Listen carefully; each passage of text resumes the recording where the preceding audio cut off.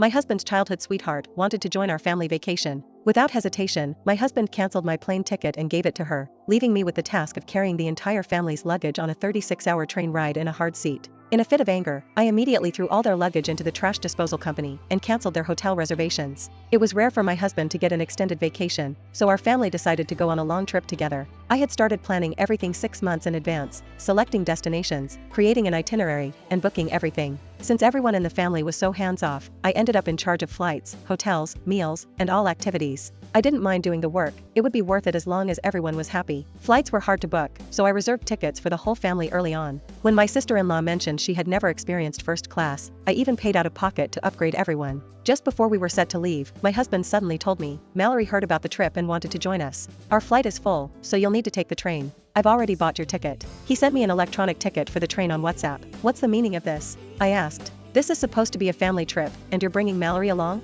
Of course. Mallory wants to come, so I have to bring her along, Henry replied. I was furious. When my sister asked to join us, you were very clear. This was a family trip, and you didn't want to bring anyone from outside, and just to have fun together. Now that Mallory wants to come, you agree immediately? Mallory and your sister are different, he said. We're closer than family, we practically are family. Scoffing, I spat. I bought the plane tickets ages ago. Why do I have to take the train? There were no seats left on the flight, so I had to refund your ticket and get one for Mallory. The only option left for you is the train. Henry shrugged, not caring about my opinion. I looked at the electronic ticket he sent. It was for a 36-hour hard seat. So you bought Mallory a first-class plane ticket while I sit for 36 hours on a train? I asked in disbelief. He smirked. Didn't you say you liked watching the scenery from the train? Here's your chance to see it all. I looked toward my in-laws, and my father-in-law quickly turned his face away. My mother-in-law tried to comfort me. Camille, Mallory, and Henry have been friends since they were little. They have so much to talk about. It only makes sense for them to sit together. Just bear with it for now. We'll meet up once you arrive. My sister-in-law, Nicole, chimed in. Sis, Mallory has a delicate constitution.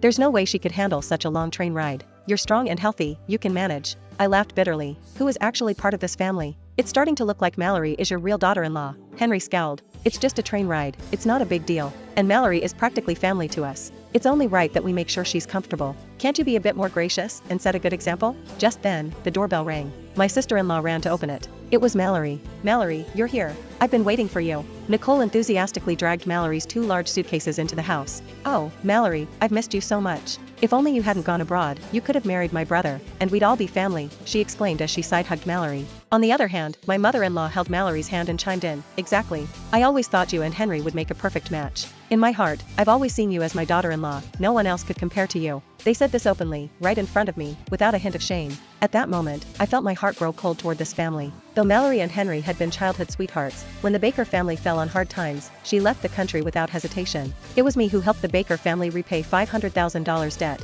and out of gratitude, Henry married me. I had given so much to this family. My parents-in-law weren't in great health, and I'd been caring for Nicole since she was 10, handling everything from cooking and laundry to picking her up from school, helping with her homework, and attending her parent-teacher meetings. Now she was 15, and I had essentially raised her for 5 years. Though I was only her sister-in-law, I felt more like her mother. I had been generous to my in-laws as well, giving them a monthly allowance of $10,000 and taking care of all the household chores and meals, practically spoon-feeding them. Instead of feeling like a daughter-in-law, I often felt more like a live-in maid, one who paid out of her own pocket to care for this family. I never expected something in return, but despite all I'd done for them, they still treated me as less than an outsider. Mallory walked up to me with a smug smile. Sorry, Camille. If I hadn't suddenly decided to join, you wouldn't have missed out on the plane ticket and been stuck with a train seat. At first, I thought I'd skip the trip since there weren't any tickets, but Henry said he'd handle it. I didn't expect he'd make you take the train, though. I even offered to take the train myself, but Henry was worried about me sitting alone for so long. So, I guess I have to thank you for taking the inconvenience. Nicole looped her arm affectionately around Mallory's.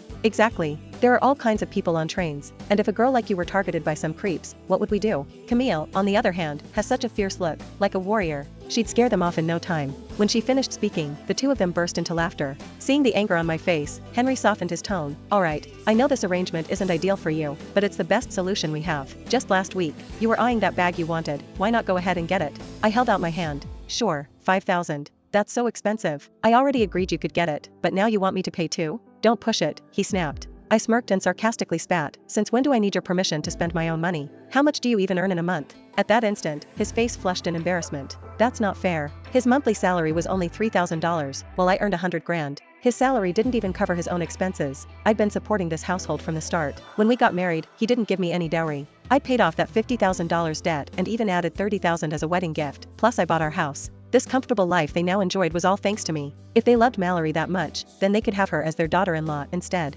Camille, hurry up and make dinner, it's already late, and everyone's hungry, my mother-in-law urged. I didn't reply to her and turned to Mallory with a smile. Mallory, you and Henry grew up together, so I assume you used to eat here a lot. Of course. Back then, Henry and I practically had every meal together, Mallory chirped. So, after all these years abroad, you must really miss Mom's cooking, right? I looked at my mother-in-law and continued, Mom, shouldn't you get started on dinner for Mallory? After speaking, I sat down on the couch and turned on the TV. Shortly after, Henry came over, annoyed. How could you make Mom cook? You know her health isn't great. Get up and make dinner. Feigning surprise, I replied, Mom, you're unwell? Is it serious? Why didn't you tell me? My mother-in-law snapped back, irritated. Who's unwell? I'm fine. Stop trying to curse me. Then why don't you want to cook for Mallory? Don't feel like it? I said in amusement. Instantly, her expression soured. Who said I wouldn't cook?